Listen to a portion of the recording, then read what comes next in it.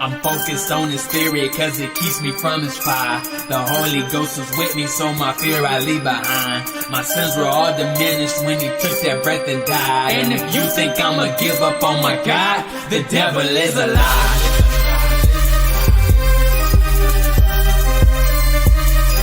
The devil is a lie.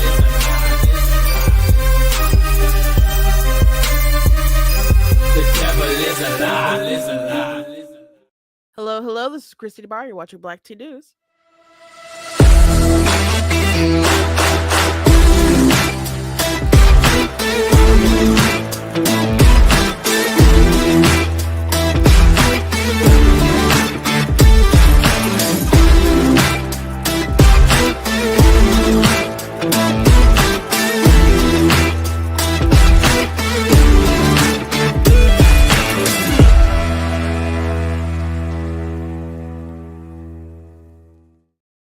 Hello, welcome to Black Tea News. I'm your host, Christina Barr, and today we are going to be talking about Donald Trump getting $15 million from ABC News, and there's a lot of folks on the left who are upset about it, and think that ABC is just trying to make good with the president, and it's just as if this is some kind of shakedown and them bending the knee, and I don't see why that would be the case, but I think mostly Discovery was probably going to be an issue for George Stephanopoulos and ABC because we know they're biased and they really don't like Trump. So anyway, he won a defamation lawsuit. Well, they settled it, but they settled it for a pretty high number. So it's very interesting. But I want to talk about what sparked it and why it's a good thing that this happened, and hopefully it makes other people start acting right as far as the lies that they spread. I also want to talk about Trump's border wall, pieces of his border wall being sold off. We talked about it yesterday, kind of impromptu, but not yesterday, but Friday. Donald Trump was asked about it. So we're going to go ahead and talk about that a bit. I see you guys in the chat on Facebook and on YouTube. So thank you for popping in. Those of you who watch live, those of you who watch it back, thank you for joining and taking the time to look at Black Tea. You guys can, find out more at blacktnews.com, check out different articles, videos, etc. If you like what I do here, you can also leave a donation on the site because that does cost a stream and run my site, all that good stuff. So you guys can support. I very much appreciate it. Appreciate you guys. You guys can also check out different merchants available at the store as well. Different mugs and t-shirts and so on that's available at the website you guys can check out. So I recommend that you guys look some of that stuff up. You guys can also check out some of the different books I've written, like Slay Your Fear, How to Overcome a Spirit of Fear. That's one of my nonfiction faith books that I wrote. And I also have a bunch of other ones. Most of them are fiction. And, stuff like Super Kid 2, and all kinds of different stuff. So go ahead and check out my work. You can find it on Amazon. There's a link in the description that should take you to my Amazon page where you can find out more. And I don't think I have any announcements other than that. You could probably hear it a little bit in my nose. I'm a little sick today. So I will see how it progresses. I'm trying to fight it off. When I was at church yesterday, I just felt a little bit in my throat. And I'm like, oh no, it's coming upon me. And I really want to, not get worse, especially not get to the point where I can't sing or anything like that. Cause, it's almost Christmas. And so it's going to be the Sunday before Christmas. And I have to do like an impromptu kind of song to teach my nieces and my nephew for them to perform. And so it's just a lot. But if it gets to the point where I have to like cancel or something because I got too much kind of snot coming up my nose or I can't speak, I'll let you guys know and post on social media. But just I'll try to take some tea and vitamins and stuff to get better. But whose birthday was it? 14th birthday for your daughter. Happy birthday to her. I wonder how she likes having a birthday so close to Christmas. I have two sisters whose birthdays are in December, and the eldest sister, her birthday's on the 1st, and then the next one is on the second to the last. Her birthday is on the 8th. So we of course already celebrated their birthdays and stuff, but Angelina, the one who's on the 8th, she never liked having her birthday in December because she always kind of felt like she gets a little forgotten, or maybe not as many gifts as maybe as other folks as hers, so kind of close to Christmas. But we went out, we celebrated, we all got her gifts. I got her a bunch of jewelry. She wanted some hoop like earrings, so I got them in studded, not real diamonds, but diamonds and gold and silver, and I got her a lot of them. And then I got her a Cinnabon.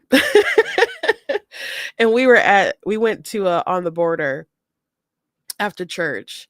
And so before I went to the restaurant, I went to the mall to pick up her stuff, and then I got the Cinnabon. And so we were in the restaurant, she's looking at her bag, and she's like, "Is this from today?" And I'm just thinking, like, how long would I have been keeping a Cinnabon? But she did appreciate that. But anyway, I wish her the best. Oh, she loves sharing her day with Jesus. So that's sweet. That's sweet. That's sweet. So anyway, yeah, I hope she has a happy birthday. And that you make the cake well enough and I'm not too much of a distraction. But anyway, let's hop to the news. So I want to go back and actually, I hope you guys don't mind. I think we might watch the whole segment because I know he mentioned it several times, and Nancy Mace took a interesting route, and she was going back and forth with George Stephanopoulos when he brought up the jury and what they decided in the case against Donald Trump. So let me back up a little bit, and I'm sorry, I'm sick, but so E. Jean Carroll, I don't want to, as always, I don't want to say too many things about her because she out here suing people and apparently winning for a lot of money. But she's an interesting character. She's an interesting character who has accused several people of sexual assault. She has interesting names for pets, apparently. She has written different things about sex and seems a bit focused on it. She did tell Anderson Cooper live on CNN that she believed that people think that rape is sexy. So immediately that's what I think of when I think of her. She was also a really big fan of Apprentice. And if I was sexually assaulted by the host of Apprentice, I don't know if that would be my Sunday night, viewing thing. I did love Apprentice. I watched it all the time when it would come on. The music started going. Me and my sisters, we had this little kind of dance where we just like do like this and the money, money, money, money. It was just like a slow motion like this most of the time. So yeah, we had fun. I love that show. But if the things that E. Jean Carroll said were true, if it were me, I just don't think that would be my thing, right? So there's a lot of red flags, and she went after Trump as opposed to other people because Trump was mean. So she went after Trump. So this whole case with her and Trump, it wasn't criminal. So no one has criminally proved that Donald Trump raped her or sexually assaulted her, anything. It's not criminal, and it has a lower threshold of proof, a lower standard of proof and stuff when you're dealing with civil stuff versus having to prove beyond any reasonable doubt, right? So the courts found that Donald Trump did not rape her. But they did decide to say that they believe that he sexually assaulted her. And so she sued him for defamation because he said that didn't happen, and then he said making things about her being a kook and all kinds of different stuff. So it's not, if she's lying, why wouldn't he think that she's a kook?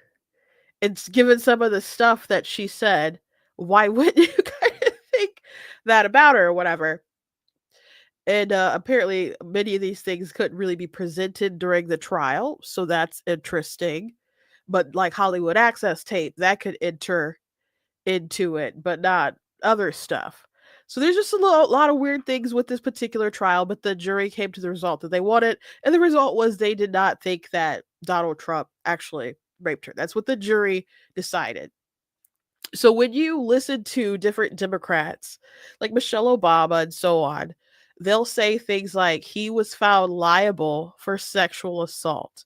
They won't say rape because they're trying to be very, very careful with the words. And maybe they're trying to be very, very careful with the words because Donald Trump decided to sue George Stephanopoulos, which he never seemed to like too much. George Stephanopoulos, by the way, used to work in the Clinton administration, if I'm not, I think it was Clinton. I know it was a Democrat, but I'm pretty sure it was Clinton. And he, was on ABC. Now he's a decent he can be a decent reporter sometimes and ask a relative question to his peers, who I would say is fellow Democrats. Um, but like he asked a question to Hillary Clinton once that it shouldn't have really been that hard, but she just decided to go super radical. But I want to play some of this, I guess, infamous video with Nancy Mace that has now cost ABC $15 million. So they decided to settle. And so they're giving $15 million to Trump's presidential library. And they're also going to pay back his attorney fees, like $1 million towards attorney fees. So it's just really remarkable. There's a lot of leftists that are really upset about it. And they think it's just kind of a bad precedent. They think it's ABC, taking it on the chin, and then they should have took it to court. And this is just to kind of appease Trump as he's incoming into the presidency and them trying to get into good graces and stuff, which I don't think really makes a lot of sense because they still have, I don't know, things like The View on there. If ABC really wanted to make amends, and would they have everybody kind of clean up their act? I know they keep getting legal notes, but it's not like things have like really changed. but George Stephanopoulos said something that was completely not true. Not only was it not true, it's something that's of course very damning and damaging and stuff. And even some people are saying, no, he actually did do it. He actually did do it. I just be careful out there, guys. Because it's not true. But he said that the jury found that he had raped her. So what he said was blatantly wrong. His staff should have wrote a different script, and he should have, known better and corrected himself. And he said it repeated multiple times.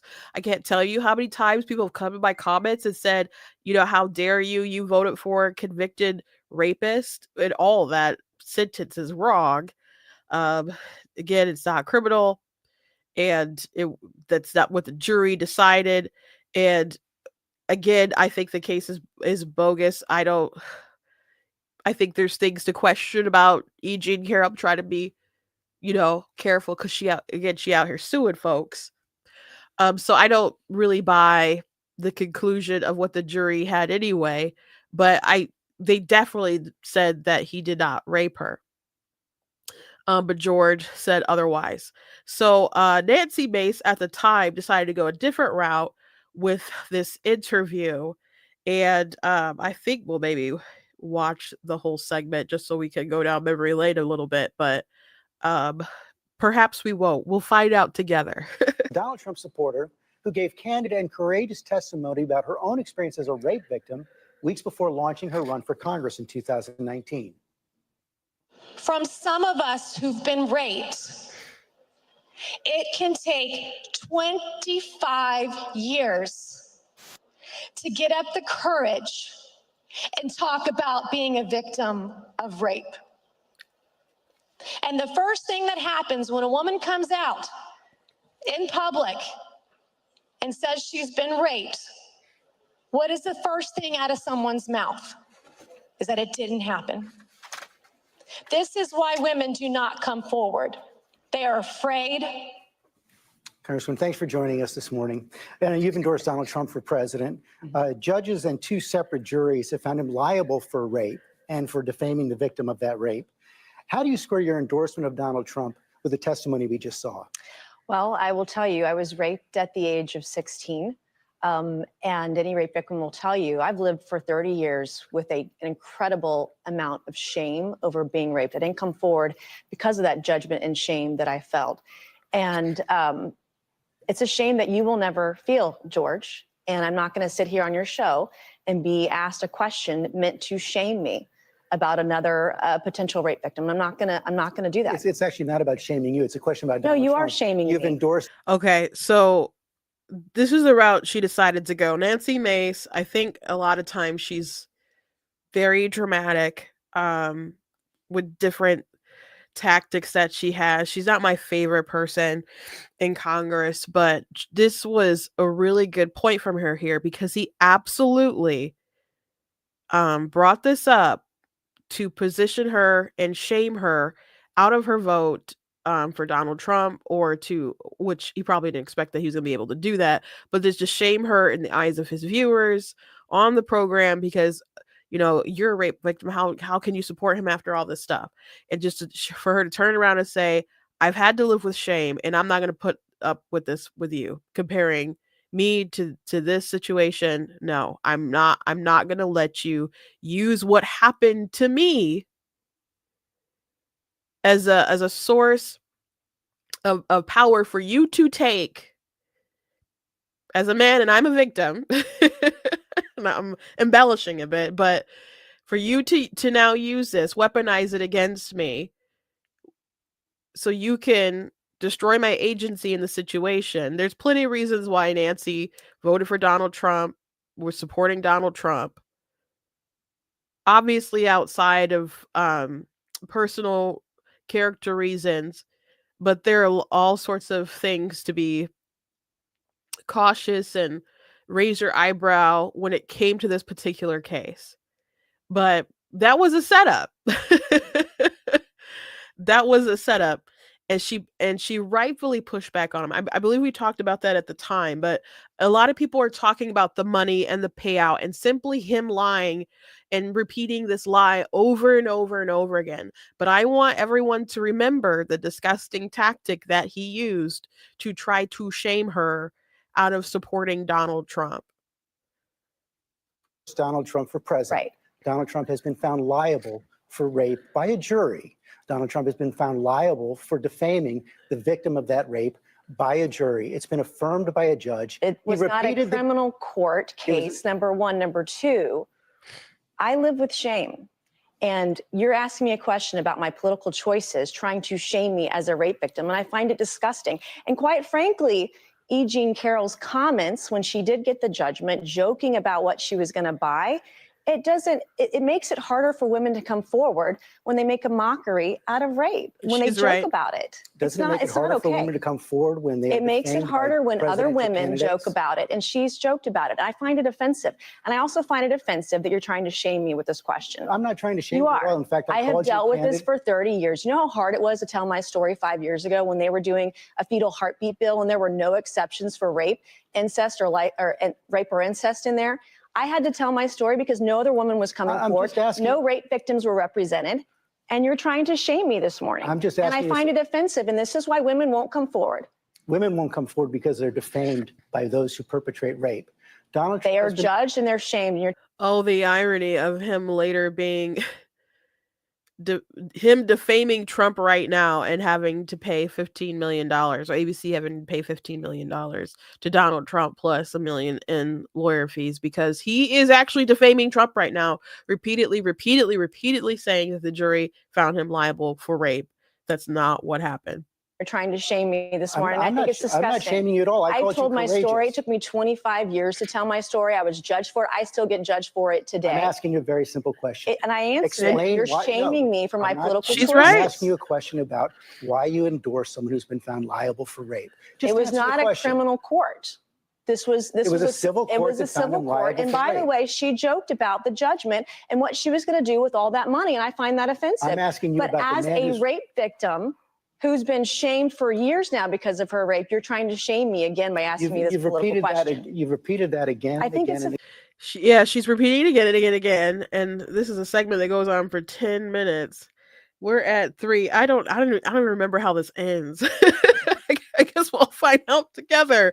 But I just wanted to pause it real quick because Kit Kat said, does he not realize that fake SA claims make it harder for real victims to be believed? This is absolutely true.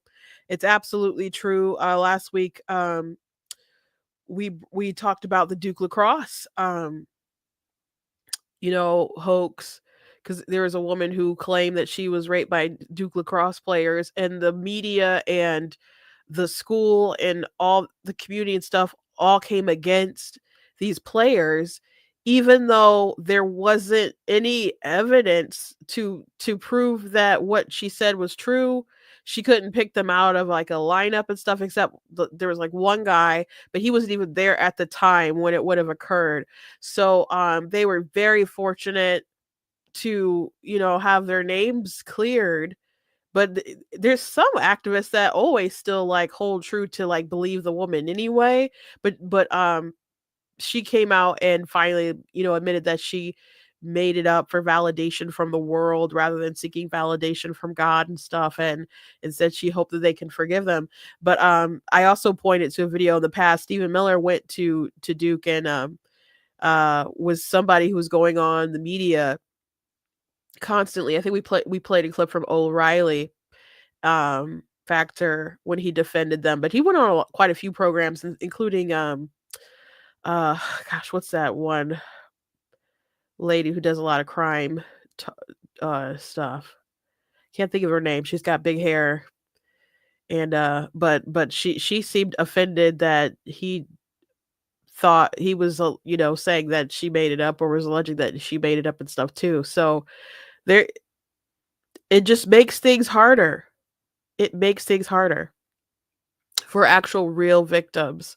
So what George did was disgusting. Again, people were talking about how much money ABC's paying out. They're talking about this lie. People are defending the lie. And people saying it's not really a lie because the judge said, in a colloquial sense of what we understand the word to be, Trump actually did it. But he's saying that the jury found him liable for rape, and that's just factually inaccurate. Nancy Grace, thank you, Anna. It was Nancy Grace. It was Nancy Grace's program. It's just factually inaccurate, and I would wager that the reason why they settled is because they don't want to do discovery. They didn't want to do discovery. And you know what? I wonder if they did go through some kind of discovery, would they find emails about the approach to this particular interview and how they were going to set this up to go after Nancy Mace? I wonder if that was gonna. I don't know what was gonna be in discovery, but usually when people pay out, because people are like, oh no, ABC could have won that case. Well, you need to prove some kind of malice with defamation too, right? That needs to be like an element in there too. So CNN is in trouble right now because they're in a defamation suit, and there's evidence of malice. There was a guy who was flying people out of like Afghanistan, and Jake Tapper and CNN ran a segment trying to make it. I don't know. They came at the guy as if it was some kind of scam with him getting people out, because people had to pay to get out, but people would get sponsors to help pay to get them out, which I don't. Do people think money grows on trees, that fuel grows on trees? It's obviously expensive to like charter people out of a war zone, that's of a country that's like collapsing and stuff. And, it's just dangerous too. But they decided they were going to go after him and nail that guy, I think was their words. And so they have malice. So that lawsuit's moving forward, and they could lose a lot of money in that. So would they find malice in different emails and messages with ABC in regards to Trump in this story? Probably. Probably. So if they lost, there's a lot more money that they could have lost to Donald Trump. So 15 million, ABC has a lot of money. obviously it's ABC, but there's some staff in ABC that's upset about this because, you know, they're already tightening. News organizations everywhere have been tightening their belts because, you know, ratings aren't what they used to be. So they really, really hate this. But people should be mad at the people who prepared the script, and George Stephanopoulos going out there and saying all this stuff. So I'm Discovery probably would have been an issue for them. Let's keep watching because I'm curious where else this goes. Offensive. As a woman, I find it offensive.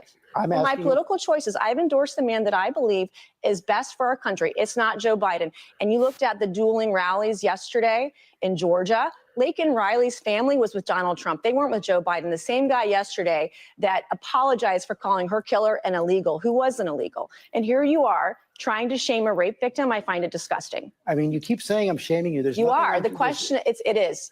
How is the question asking you about a presidential candidate who's You're asking a rape victim. And there's no question about that. And you courageously talked about that. Because I've been raped. I think that's disgusting. No, I'm questioning your political choices because you're someone who's been found liable for rape. Actually, I'm not trying to. You are. That's exactly what you're doing. You're not answering the question. I think it's disgusting. Well, you're welcome to say that, but you also have to answer the question. Why? You know what? This kind of reminds me. It's not epic like, you know, Ben Shapiro back in the day, but when Ben Shapiro went on Piers Morgan's show, Piers Morgan used to be like so anti-guns, and he had a show, I think it was on CNN, and he would, you know, talk about trying to get rid of guns like all the time. And so they invited Ben Shapiro on the show. And so and he would bring up like Sandy Hook and other stuff. So Ben Shapiro made it up in his mind of what he was going to say when he went on the show, when he decided to talk about guns and other stuff like that. And so Ben Shapiro just out the gate was like, I think it's disgusting how every night you come on the show and you stand on the graves of the victims of Sandy Hook, you know, in your war against guns and stuff. And he's like, how dare you? And I guess they had like, if I'm remembering this correctly from the story, that they actually had like people who were supposed to be like victims of gunshot victims or something that was going to be like in the audience that he was going to like kind of point toward. But since Ben Shapiro accused him of using victims to, you know, prop up his political ideology and stuff, they couldn't go that route. But, you know, he just going, how dare you? How dare you? And Ben's like, I see you do it all the time, Pierce. And so, to me, that's what this reminds me of a little bit, because George is obviously, he keeps saying, I'm not doing it. I'm not trying to shame you. I'm not trying to, he's obviously doing that, trying to use what happened to her to relate to E. Jean Carroll, like, this terrible thing happened to you, this terrible thing happened to her. How dare you support Donald Trump? How can you square that circle? That's obviously what he's doing to her. And she called him out for it. She flat out called him out at the beginning of this interview. And we're not even like halfway into it. We're just about halfway into it. And all he can do is keep denying that he did the thing that he absolutely did. Why are you supporting someone who's been found liable for rape? I just answered your question. What is the answer? He was not found guilty in a criminal court of law.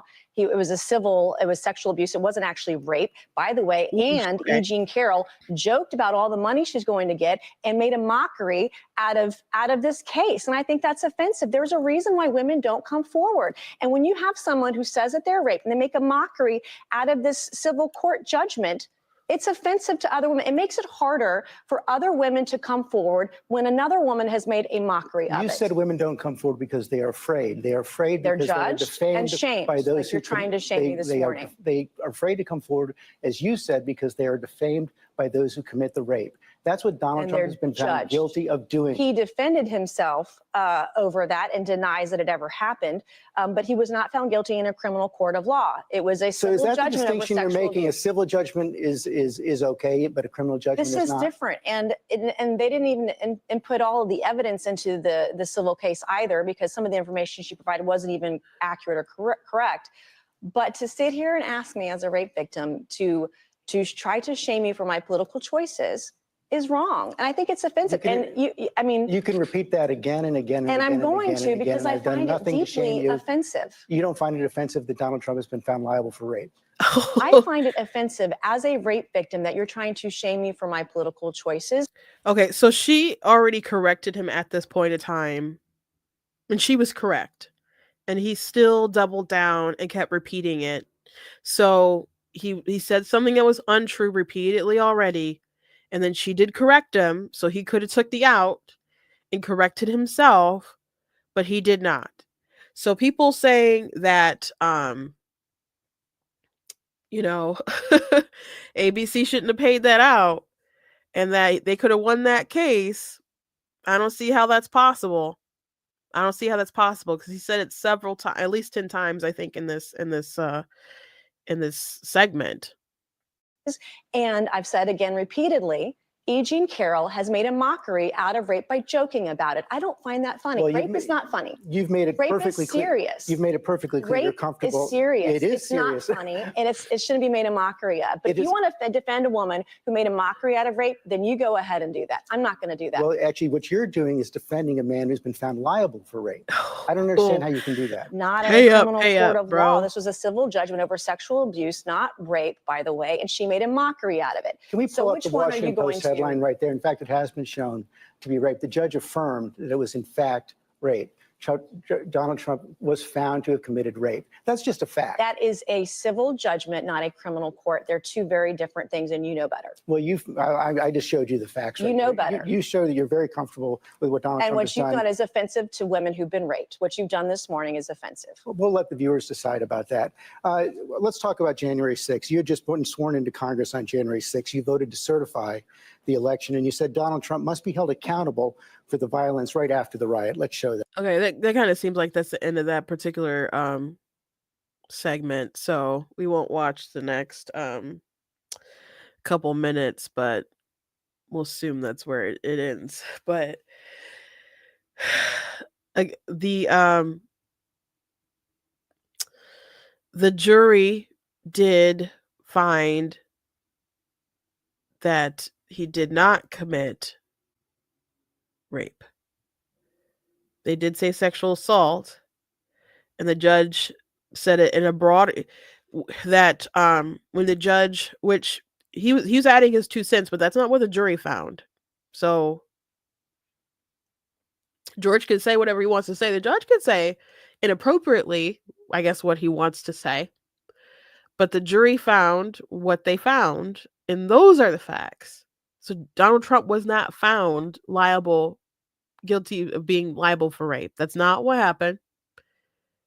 And the judge said that in a broader sense of the term, what we understand it, then he thinks that that's the case, but it doesn't meet any kind of like legal definition of the word.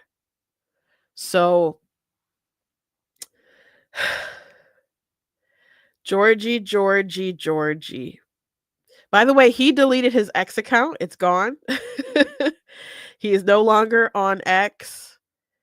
And it'll be interesting to see, I guess, any more kind of backlash after that on the ABC's part. Alina Hababa, who's Trump's lawyer, she was on a podcast talking about E. Jean Carroll and how they were going to like countersue and fight the award of the money and stuff on an appeal, and said that she doesn't think that she's going to get any of that money. Most people think of rape as being sexy. What? No, Let's watch them think of the fantasies. We're just going to take a quick break.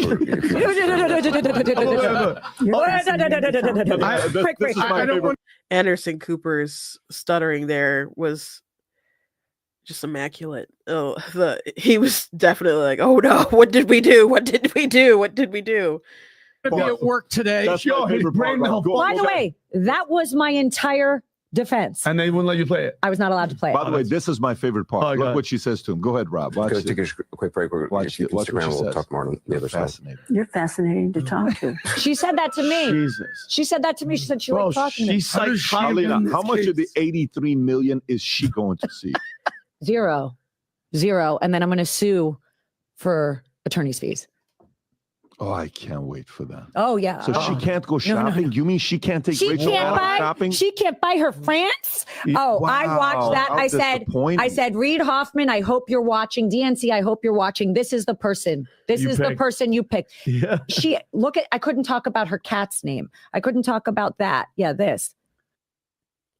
Yeah, there's a lot of things they could bring up about this lady. I'm gonna play this little bit from Megyn Kelly because this also has some stuff about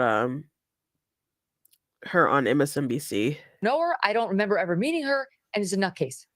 You now get sued not just for sexual assault, but for defaming me because you called me a kook. You're not allowed. See, what the law is basically saying is you can say, I deny those claims. It did not happen.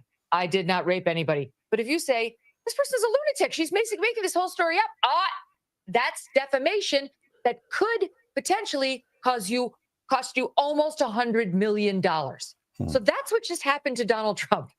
And his alleged victim is, I've never seen somebody so happy to have allegedly been raped. I had such great ideas for all the good I'm going to do with this money. First thing, Rachel, you and I are going to go shopping. We're going to get completely new wardrobes, new shoes, motorcycle for Crowley, new fishing rod for Robbie. Rachel, what do you want? Penthouse? It's yours, Rachel. Penthouse and France? You want France? She is giggling on every single show about her alleged rape and how people think rape is sexy. And she didn't really think she was raped. And anyway, they came up with this really good idea to go after Donald Trump because he's a terrible man and he changed the abortion laws. And, we really have to get him. And I have all my money and I'm going to take Rachel Maddow to France and we're going to work on women's rights, which basically, as far as I can tell, means just the ability to kill your unborn child. And the woman next to her, who was her lawyer for the whole thing, she's going to help her because she's also a woman's right advocate, unless you happen to be a Democrat complaining about former New York Governor Andrew Cuomo, a Democrat. Yeah.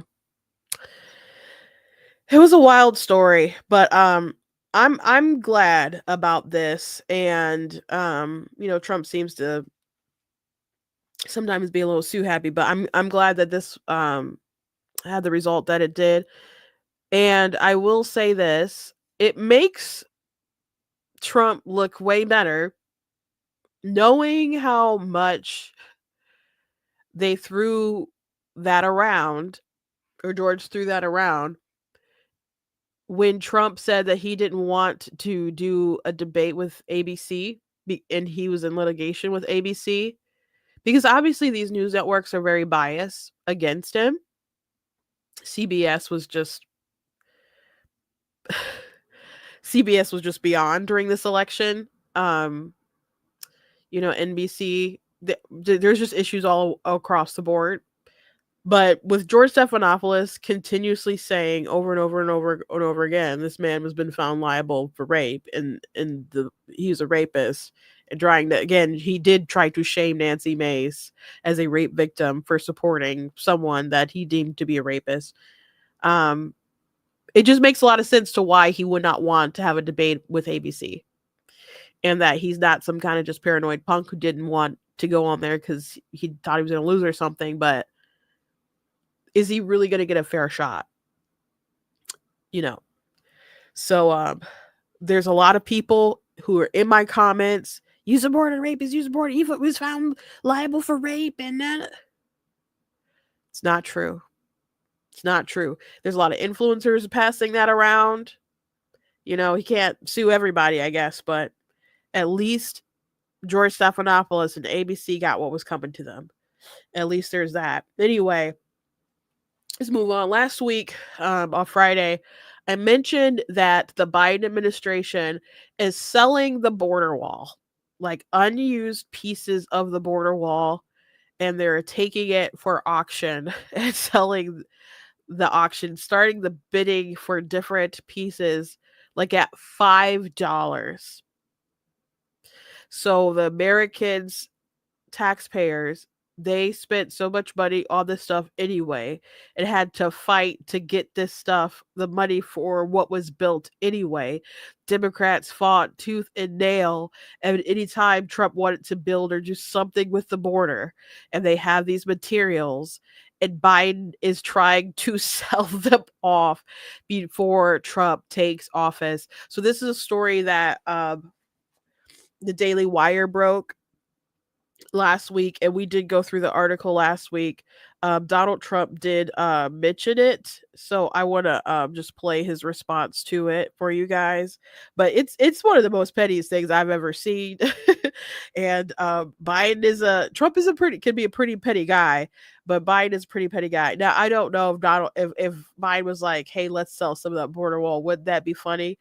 It could have just been somebody else really petty and angry in his administration that decided to sign off on all that stuff too. But here's Trump talking about it. But now we ordered an additional 200 miles of wall. It's very expensive. And now it's about double the price of what it would have been 6 years ago. And the administration is trying to sell it for 5 cents on the dollar, knowing that we're getting ready to put it up. And what they're doing is really an act. It's almost a criminal act. They know we're going to use it. And if we don't have it, we're going to have to rebuild it. And it'll cost double what it cost years ago. And that's hundreds of millions of dollars, because you're talking about a lot of wall. I built much more than I said I was going to build. But then after it was built, I said, we can do some more, because it's sort of like water, people flow through. And that will pretty much really take care of it. And what happened is they just, as you see, they're trying to sell it for 5 cents on the dollar. And that's really, that has nothing to do with a smooth transition. That has to do with people really trying to stop our nation. And all it means really is that we're going to spend hundreds of millions of dollars more, not even talking about the time. The time would be pretty long, but we'll spend hundreds of millions of dollars more on building the same wall that we already have. Yeah. That's an interesting point there, that he said this has nothing to do with actually having a smooth transition. It's funny because people talk about, the peaceful transfer of power, and, through there, there might not be violence or anything like that, which, by the way, there was some violence. There wasn't like some kind of organized effort from the Democrats or whatever to have some kind of insurrection or something like that when it went from Obama to Trump. But there were people rioting and breaking windows and setting limousines on fire and attacking people in line for the ball and other things like that. And I know because I was there. And but there were things that the Obama administration did incoming to try to undermine the success of Trump, or basically to get to the point where they could reinstall themselves later, because who followed after Trump? Oh, it was Obama's vice president became the president. So there are shady things that the FBI was doing. There's shady things, people spying on his campaign, the little insurance policy, the setting up Michael Flynn, Joe Biden wanted to use the Logan Act. That was a discussion. Hillary Clinton's whole starting the Russia collusion myth to basically shift suspicion from her emails, so people will start talking about Donald Trump. And Biden and Obama both knew that, and it's not like they were like, hey, this was something that Hillary made up. Like, the Trump's not installed by Russians. That's silly. Like, there was nothing ever like that. And they liked having the American people be unsure, or at least a good chunk of them from the Democrat side, and saying that, well, I don't know if they were unsure. They were pretty sure in themselves, even though they were wrong, that he was an illegitimate president installed improperly by Russia. And Hillary Clinton went around pushing that like he was illegitimate and stuff. So they don't really ever give away power. Like the transfer of power, they don't really, accept that. I don't think. Not really. You know, because when they say peaceful transition of power, it makes it's like, okay, we lost, but okay, the American people, they want you guys to be in charge. We're gonna work together, find some kind of bipartisan effort, really try to make America the best that it can. And when you go off and you start selling border wall, the same border wall that Kamala Harris decided to use in her commercials because she needed to appear as a border hawk because that's obviously what the American people wanted. And now you want to sell it for like starting off at $5 for the auctions. It's just really shady. It's just really shady. And it's not right. It's not right. It doesn't show that there's like a cooperation from a like, oh, we want to welcome you in and we want to make sure that you have the smoothest transition possible. Those are things that Biden and them said. And now he finds out that they're auctioning off the wall. So that's crazy. He also mentioned, that it's gonna be more expensive now than it was back then, and all prices for all kinds of stuff has gone up. So it's just wasting more of our dollars as Americans to secure our border, something that we should do, need to do, and they don't care. They don't care. So um let me pl- um play something else. Let's move on. And I want to talk about Bernie Sanders, which before we get to Bernie Sanders, I just want to mention that apparently Kamala Harris is getting more serious about doing something else. And there's more rumors about her running for not for president, but governor of California. I wonder if they're going to just roll over and take that in California, or are they going to have like a proper primary? Because it's kind of hard to be like, okay, yeah, we totally thought this person should be the president. Ooh, I don't know about her being our governor though. you know, I don't know how Democrats are going to give a good primary against her, but I've seen some people on the right excited, like, oh my gosh, if she runs for governor, Republicans might have a real shot at winning the state. But some of the best videos that I saw pushing against Kamala Harris on TikTok were from people who were not Republican, but they were from the state of California, and they just remembered how things were when she was there and just mentioned things about how corrupt she was and her leadership. So different scandals and corruption and so on. So I'm I'm not saying she won't win in California because it's very blue. There's of course really big pockets of blue. But if they get a really good competent candidate, maybe they can go out there and really convince people because Kamala Harris at the end of the day, she may be a Democrat, but she is like the worst retail politician, and if you get someone who Donald Trump wasn't fantastic in his debate against her, but if JD Vance had like debated her, she just would have been. I mean, she didn't do awful against Mike Pence, but Mike Pence obviously won. And some people, well, not some people, many people were distracted by the fly that landed in his hair and decided to draw more attention to that than the fact that he beat her good. But she didn't win that debate. So if you get a really good competent Republican who runs, I think she's gonna be screwed. But or it's gonna be very hard for her. If the Democrats were smart, they would just try to just like drop her in the ocean. They'd just be like totally done with this woman. Totally done.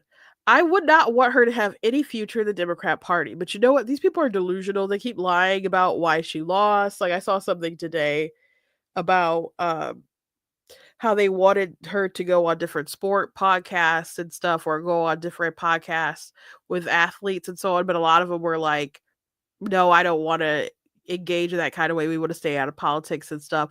But her folks were saying stuff like, oh, they just realized that culture in sports, they've really, really blended, and that, there's a lot of conservatives really involved in that sphere. So I guess they thought the opposition to those folks bringing her on was that conservatives wouldn't like it, and other stuff like that. But which is funny because Democrats clearly wanted sports and culture and politics to blend, like especially in 2020. There's the kneelings during the national anthem, and Colin Kaepernick, and all kinds of different stuff. So that really got political and annoying, and the leagues are very woke and annoying, you know. So there's, that stuff anyway, but that doesn't mean all the athletes are woke. Some of them are definitely woke, but a lot of them are just, not. They appreciate a hard dollar because they had to work for that dollar, and they maybe grew up being poor or something, and they want to use that money, that hard money, to go and buy their mama a house, and don't like the government taking 50% or whatever, So, but maybe they're not too political because they just want to talk about their craft and not derail stuff. And I think it's good to have spaces where that stuff doesn't come in. Joe Rogan's show, it's fine. He talks about all kinds of stuff across the board, whatever the heck he wants to talk about. That's what the show is. So it's amazing that they wanted to go on these sports podcasters, but they couldn't bother with going on Joe Rogan's show. Like, they should have moved heaven and earth to try to make that happen. But there's excuses, just excuses. But they did ads though on those sports programs, and it still didn't matter because at the end of the day, Donald Trump got them with "She's for they, them, he's for us." They weren't going to make that appeal to men because she just didn't have the right kind of energy. There was that Mala vibe. It just, oh, I'm going to hug you. I don't know. There wasn't any kind of, I'm going to help you achieve your dreams. Really, I'm going to solve the problem. She couldn't even answer questions directly. Like, it was a 4-minute answer on, how are you going to fix the economy? And then there was a backstory about growing up in a middle class family, and people want solutions, and our brains are hardwired for fast social media. Like, we're impatient. Like, we want the answer. Like, give us the solution. Don't give us this backstory that that I don't know, maybe all of us don't even find to be really compelling or legitimate. And Donald Trump is just give you the answer. Like, on the NBC interview, he was, pretty much, let's give you the answer. Go from there. You may not like the answer, but I'll give you the answer. Sometimes when he does his rallies, he does the weave. It will go around in a circle and stuff, but that's how boomers communicate their stories anyway, because that's sort of how my dad does. Tell a story and a story, then eventually maybe he'll get back to it.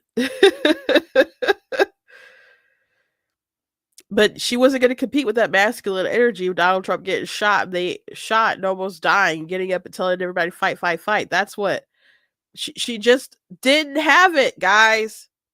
They still don't understand why they lost. So I said all that to say they'd be smart if they just pushed her off the ledge or left her in a ditch to go into oblivion.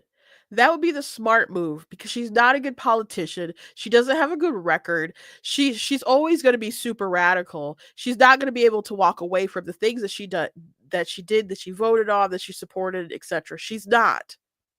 She's poison. She's toxic. So if that's what they want to continue using and uplifting, it is what it is. And I just hope that Republicans put up some really good candidates to run against her so she loses spectacularly, because it would be so funny if she ran for governor of California and then it went red. I'm not saying that will happen, because I don't like to predict, because I don't like to be wrong. And maybe it's still far-fetched because it's California. But she is such an awful candidate. I would not, if I was a Democrat, I would not want to play those games. They need to abandon their crazy, crazy wing of their party and try to find middle ground with people. Not stop making excuses, but they don't want to analyze what they did wrong. So they just keep making excuses. So it's America's problem. It's America's problem, or it's just a messaging problem instead of them just being the problem. Kamala Harris is exactly the kind of person that they shouldn't have ran. And she is exactly the kind of person who shouldn't be the future face of the party. But if that's what they want to run toward, I guess Republicans are going to keep racking up wins. Okay. So anyway, I want to talk about this Bernie Sanders clip. And I want to ask you about one of the issues that you cited that you care deeply about. You obviously chair the Senate Health Committee. I want to get your reaction to the horrific shooting of the United Healthcare CEO, Brian Thompson. Your colleague, Senator Elizabeth Warren, said this. Violence is never the answer. This guy gets a trial who's allegedly killed the CEO of United Health. But you can only push people so far. And then they start to take matters into their own hands. Senator Warren quickly clarified. She said, violence is never the answer, period. I should have been much clearer that there is never a justification for murder. My big picture question for you, though, Senator, is this the right time in the wake of this horrific murder to be talking about health care policy? Look, Elizabeth Warren obviously understands killing and murder and shooting somebody in the back is totally unacceptable. I don't know about that. But what I think has happened in the last few months is that what you have seen rising up is people's anger at a health insurance industry which denies people the health care that they desperately need while they make billions and billions of dollars in profit. So killing anybody, shooting somebody in the back who's the father of two is outrageous. It is unacceptable. Nobody should applaud it. I know Senator Warren did not. But I think what we need to ask ourselves when we talk about healthcare is why we are the only major country on earth not to guarantee healthcare to all people, why we have a life expectancy which is significantly lower than in other countries, why working class people die 5 to 10 years shorter than the people on top. So, Kristen, I feel very strongly about this. And I think the time is long overdue for us to guarantee health care to every man, woman, and child, especially at a time when we're spending twice as much per capita on health care as the people of every other nation. Goal of health care is not to make drug companies and insurance companies phenomenally rich. It's to guarantee quality care to all of our people.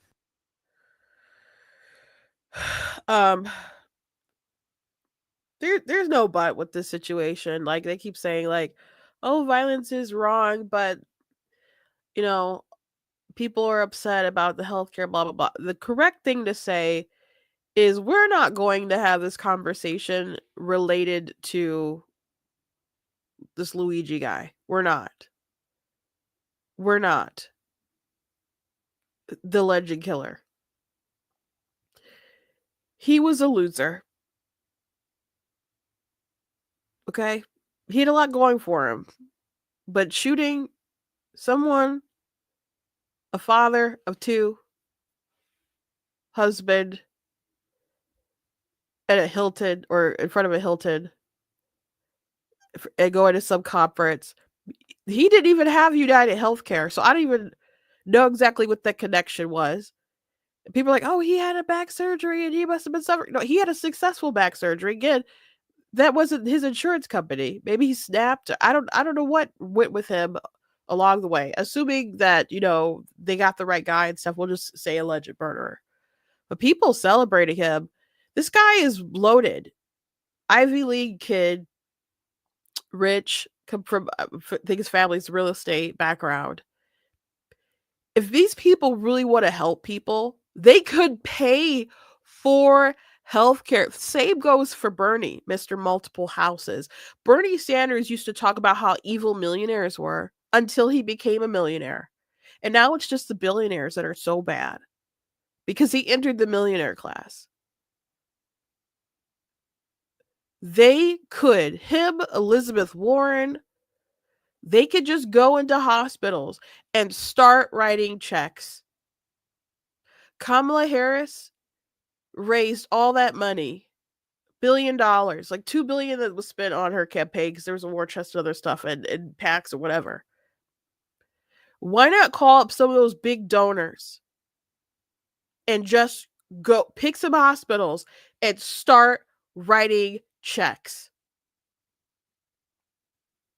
Why not do that? Why not do that? You complain, you complain, you complain.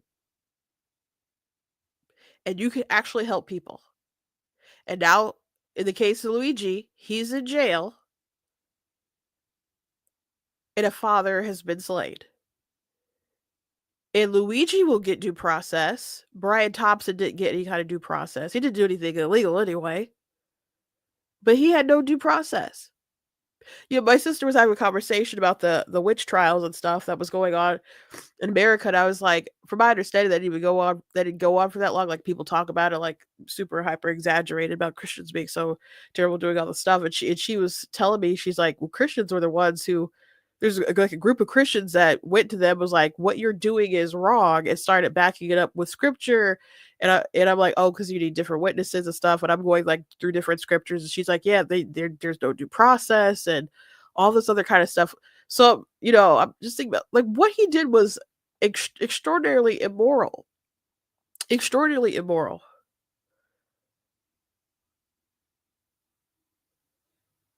People can stop having conversations like, well, Luigi, he did this. Like, this sparks a conversation about healthcare.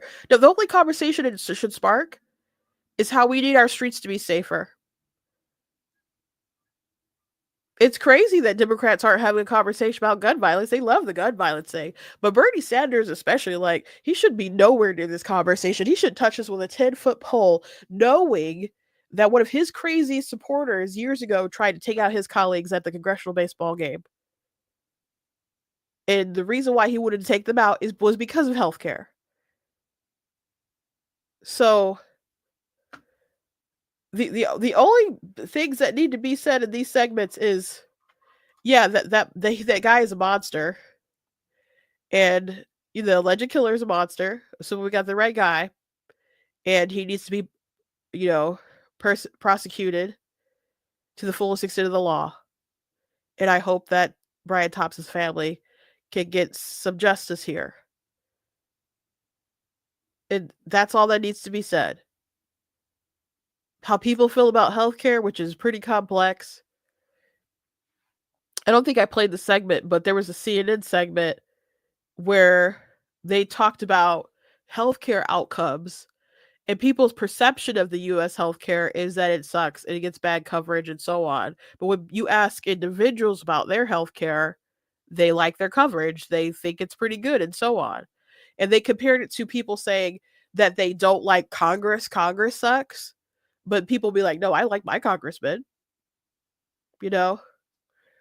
So people have skewed perceptions. Like Bernie talked about different health outcomes in the U.S. compared to other developed parts of the world. If you have cancer or need some kind of complicated surgery and stuff, you want to come to America because you're going to have the best outcomes. You're going to be able to be seen by specialists way faster than in other countries. You come to the United States for your best shot. But some of our results are really weighed down by the fact that we have a lot of liberties and people exercise their liberties. And that's why you get so many people who are extremely obese, and people get into drugs and other things like that. Like we have issues in this country. We do. It weighs down our healthcare results. I'm not trying to say our healthcare system is great, that it's the best or whatever, but these conversations that people are having, like, as this was somehow justified for this person to go out and kill Brian Thompson is just insane. And it's only a matter of time, as Fetterman said, before you're next, she's next, he's next, etc. Because that was a CEO of a company, but who has a greater finger on the pulse of what actually happens in healthcare. Congressmen, senators, and stuff. What about the president? It's only a matter of time before someone else decides to go after other folks and they justify it. But I know people justify political violence if they like the cause. There's plenty of people that have some good sense, you know. But a lot of folks out here are just insane. And but maybe it's just chronically online people, because I heard Ben Shapiro talk about a poll where most Americans saw Luigi negatively and heinous. So maybe it's just like weird people on TikTok who go in these lives and they say wild stuff. People try to be edgy and they're stirring their feelings into the revolution. But in the real world, I think people are more grounded in what's right and what's wrong. And people aren't too far gone. Like Clarence Thomas, if you haven't seen Created Equal, that's a documentary on Clarence Thomas. I saw it on the Daily Wire, so if you have the Daily Wire app, you can find it there. I don't know where else you might be able to watch it, but it's a very good documentary, and it just talks about his life. He had gone like full Marxist, and he had a turnaround. Like there was some kind of riot, and he just kind of couldn't believe all the things that he had participated in and did, and so he had to just kind of pray and be like, God, I need you to take away this hate in my heart. I need you to take it away. So all these people are so angry, just want to do something, and they think that justifies them leading to a place of violence instead of some kind of political action or whatever. You need to buy God and the word. It's some common sense. Because another thing that's crazy, and I'll try to say this, let this be the end of it. Like these people who kind of justify, people's feelings as far as acting violently. They'll say, nothing, violence is wrong, blah, blah, blah, but this is how people feel, and whatever. About how people are dying because of not being properly treated in the healthcare field. There are professionals in the healthcare field who deliberately kill people. Of course, they don't want to see them as people or persons, and I'm talking about the preborn. But what happens if there's a father who maybe didn't want their child to be aborted? So they go shoot up a hospital, or they go shoot up an abortion clinic. They would use that as a lightning rod to try to pass more pro-abortion legislation, more, stuff to be against pro-life stuff, whether it was like more serious things like the FACE Act, where you really can't protest anywhere near an abortion clinic, and maybe some of the things you can say online, and hate speech and so on. They'd try to do all kinds of legislation so they can continue to unalive the preborn. They wouldn't be going on Meet the Press saying, oh, well, this is a terrible thing, but, I understand because they murdered his child. They wouldn't say stuff like that. They wouldn't say stuff like that. And by the way, nobody should do that. Nobody should do that. And I'd be up here telling you how wrong that was if that scenario that I just mentioned occurred. But that's a situation, though, in the hypothetical I just gave, they would have literally killed that person's child. They're talking about people succumbing to at least the scenarios that they're dishing out to justify what happened or justify people's feelings about what happened. They're saying that people are dying because they're not getting the care that they need to basically sustain their lives. So they're succumbing to whatever sort of injuries or, I don't know, lack of homeostasis or whatever that's creating the breakdown of their bodies, and they're dying natural deaths. They can't get quite the extension of life that they want to, and for that, people call that murder, as opposed to deliberately ending the life of a human being. Does it make sense? Anna said, didn't Canada just vote for euthanasia for humans?